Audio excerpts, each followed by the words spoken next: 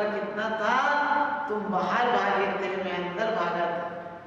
अंदर भाग जाओ, यानी अपने आप को पहचान लो कि मौत तो आएगी, लेकिन मौत को हम निर्वाण बना देंगे। मौत तो आएगी, मौत कब आती है? शरीर बदलता है, देह तो कभी नहीं बदलती है। क्योंकि मैं कहती हैं, हम पूजा में पढ़ते हैं, तन धन को साथी समझाता, पर ये भी छोड़ चले जाते, मेरे न हुए मैं इनसे अति भिन्न निराला हूँ। क्योंकि कहते हैं भगवान मैं शरीर से निराला हूँ, लेकिन कब निराला होंगे? आप तो शरीर की बीमारियों को अपनी बीमारियां समझ लेते हैं।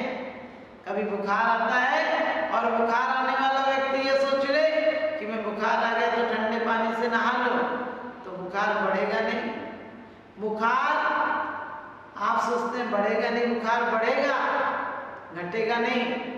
क्योंकि बुखार आपकी सूचनाएं था अंदर में, अंदर अस्वस्थता की सूचनाएं बुखार था। इसी प्रकार से यदि आप अंदर से स्वस्थ हैं, धर्म में स्वयं में स्थित हैं, स्वस्थ हैं, आप अच्छे चित्त वाले हैं, धर्मात्मा हैं, तो आपकी बाहर नैतिकता अपने आप आएगी। आपको बाहर नैतिकता लानी नहीं पड़ेगी। आपका जो आचरण होगा वो नैतिक होगा, आपका व्यवहार जो होगा वो समीचीन होगा। लेकिन आज तो अंदर से आदमी कुछ होता है, बाहर से कुछ होता है। बाहर अच्छे अच्छे काम दिखाता है, अंदर में फिर भी अभिमान होता है, और जिसको अभिमान होता है उसको भगवान कभी नहीं मिलते हैं। भगवान चाहिए तो अंदर के अभिमान को हटाओ, क्योंकि नैतिकता तो बाहर की वस्तु, बाहर के वस्त्रों को मत बदलो, अंदर में स्वस्थता लाओ। बाहर में आप कितने भी बदलाव कर लेना, जब तक अंदर नहीं बदल जाता सब बेकार है।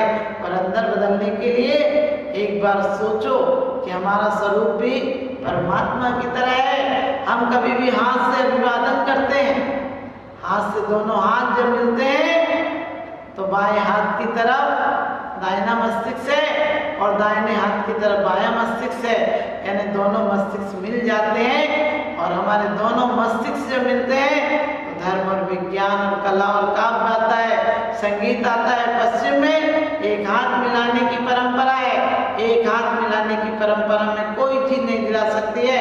जब हमारे संत ऋषि और हमारे ग्रस्त लोग सामायिक में बैठते हैं तो हाथ पर हाथ होता है, पैर पर पैर होता है, या पैरों के नजदीक पैर होता है। इसका मतलब पूरी ऊर्जा हमारे अंदर संग्रहित होती है।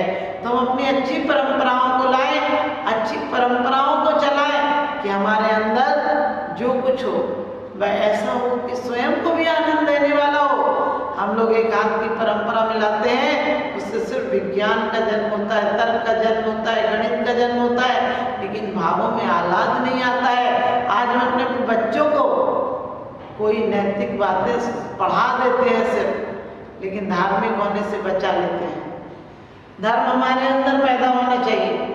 लोग हमसे आकर कहते हैं कि आप हो तो आप लोगों पर धर्म टिका हुआ है। अरे हमारे पे धर्म नहीं टिका हुआ है, धर्म के कारण हम लोग टिके हैं। क्योंकि देश्यामि समीचीनम धर्मम कर्म निवारणम संसार दुखता सत्वान यो धर्म तुम्हें सुखे।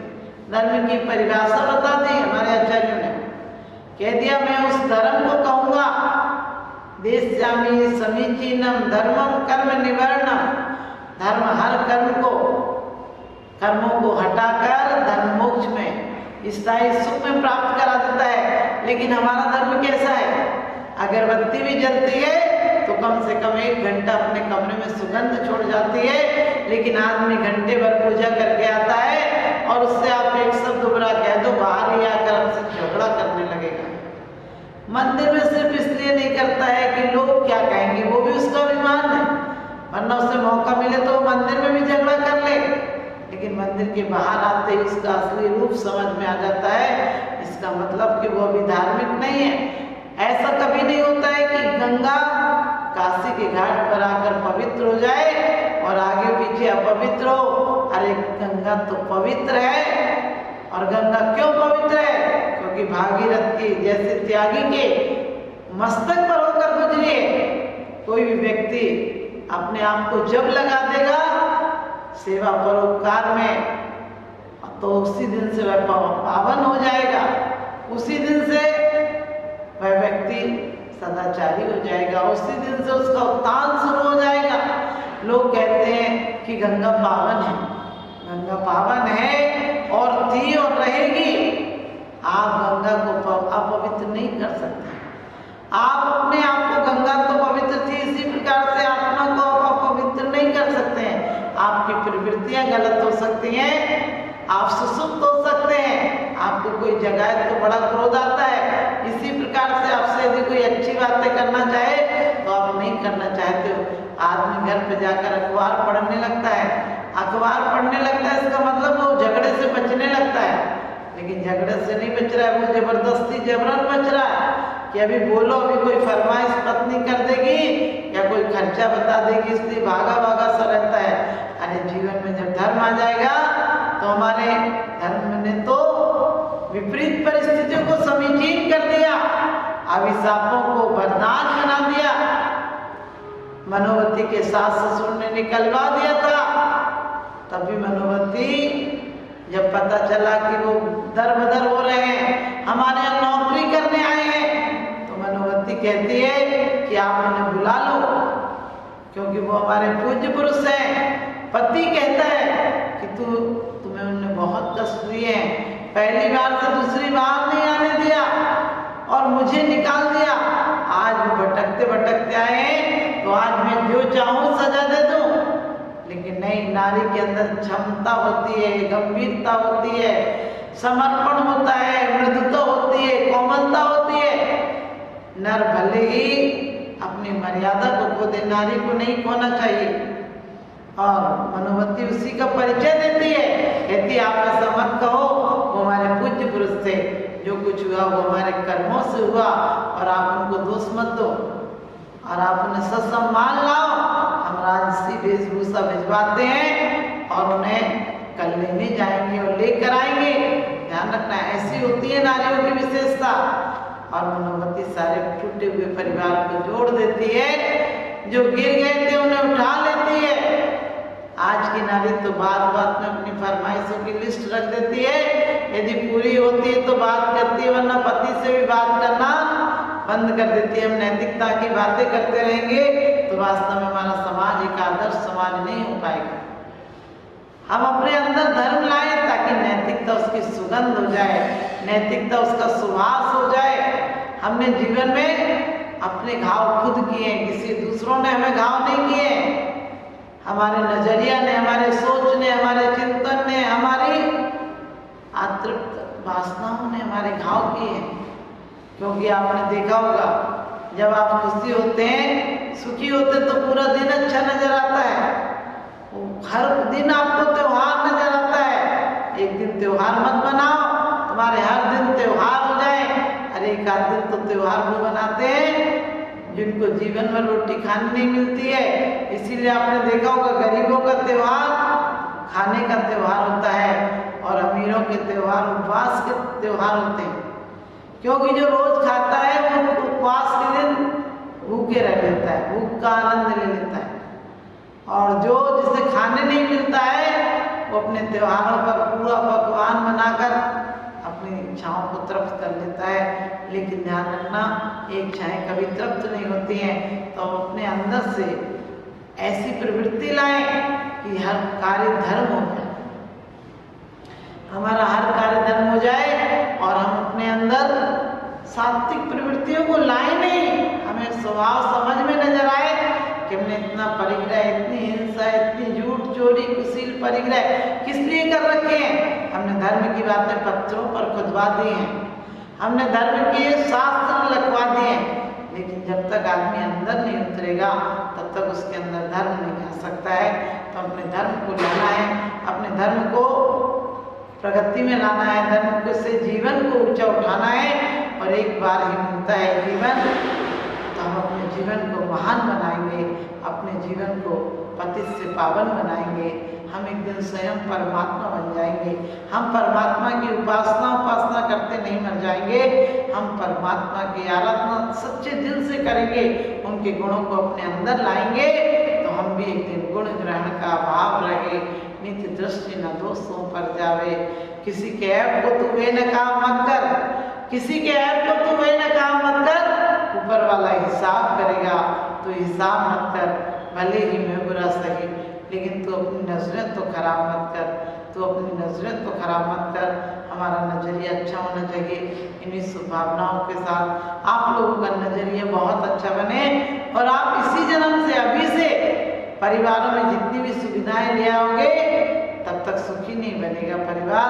यदि अपने परिवार में संस्कार ला दोगे, आज है दाम्पत्य जीवन, हर बच्चा भी दुखी नजर आता है। क्यों?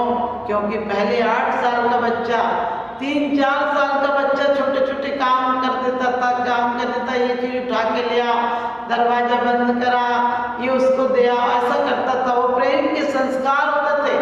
हम कहते थे ये चीज इसको दे दो, ताई को दे दो, इसको दे दो, वो दे देता था, ले लेता था, देने लेने के संस्कार पड़ते थे। लेकिन आज हमारे सब युग में आदमी अंदर से खोखला हो गया। पहले बच्चे माँ से पूछते थे माँ क्या बनाया, और माँ ने जो बनाई हो, एक सब्जी बनाई हो, खाकर आनंद से चला जाता था। लेकिन आज माँ पूछती है कि तू क्या खाएगा बेटा, और माँ दिन रात उसके खाने के पीछे घूमेगी। बच्चा जब बड़ा होगा तो इतनी अपेक्षाएं अपनी पत्नी से रखेगा और वो सोचेगा जैसे माँ ने फरमाइशें मेरी पूरी की थी ऐसी पत्नी करे, और पत्नी भी ऐसे परिवेश में पली होगी कि उसकी हर इच्छाओं की पूर्ति की गई होगी। तो वह भी सोचेगी कि पति भी उसके पिताजी की तरह उसकी हर बात को पूरा करे और दाम्पत्य जीवन एक कलह का जीवन बन जाएगा। पहले छोटे छोटे बच्चों को हम काम सिखाते थे, बच्चे सच पूछो प्रौढ़ तो किशोर तो हो ही नहीं पाते थे, उसके पहले उन पर परिवारों का जिम्मेदारियों का बोझ आ जाता था और उसके कारण उनके अंदर श्रृंखलता नहीं थी। आज सभ्य युग में बच्चे कुछ करते नहीं, इसका मतलब सिर्फ उनका मस्तिष्क काम हो रहा है, उनके हृदय शून्य हो गए, उनके अंदर प्रेम नहीं रहा। और हम बच्चों को 8-10 साल तक, 15 साल तक उसकी हर फरमाइश पूरी करते हैं। वो नहाने जाएगा तो उसके कपड़े भी रखने उसकी माँ जाती है, नौकरानी जाती है। जिन बच्चों को ऐसे आपने संस्कार डाले होंगे वो अपने जीवन में संघर्षों को चुनौतियां नहीं दे सकते हैं। चंदनवाला आदि को देखिए, संस्कार पड़े थे अच्छे, कि वो संस्कार थे आहार दान आदि के, कि बेड़ियां पड़ी थी तो भी आहार का ख्याल आ रहा था, बेड़ियों पर ध्यान नहीं गया। महावीर से उन्होंने ये नहीं कहा कि महावीर भगवान मेरी बेड़ियां, महावीर मेरी बेड़ियां काट दो, मैं देखो कैसी पड़ी हूँ, तुम्हारी मौसी हो। लेकिन सदग्रस्त इन रिश्तों से ऊपर उठ जाता है, उसे तो परमात्मा नजर आता है और वो अपने कर्तव्यों को जबरन नहीं करता, उसके अंदर से वही निकलता है जो सुगंध होती है। और उन्होंने बेड़ियों की तरफ ख्याल नहीं किया। मुनिराज को पड़गान की आवाज सुनकर लोगों से सुना कि मुनिराज आ रहे हैं। जंगल बेड़ियों के बीच भी, बंदी गृह में भी उन्हीं का पड़गान करने लगती है। और आपको पता महावीर आ जाते हैं और क्या नजरिया था कि जो फूला देवी ने उसे बंदी बनाया था, बाल बंधवा दिए थे, बेड़ियां बंधवा दी थी आपने, उसे भी माँ कह के कहती है माँ ये आपका दोष नहीं है, इससे तो महावीर के दर्शन हुए, आज दान का सौभाग्य मिला है। मनोवती जिसके सास ससुर ने निकलवा दिया वो पैर छूकर कहती है आपका कोई दोष नहीं, मेरे कर्मों का दोष था।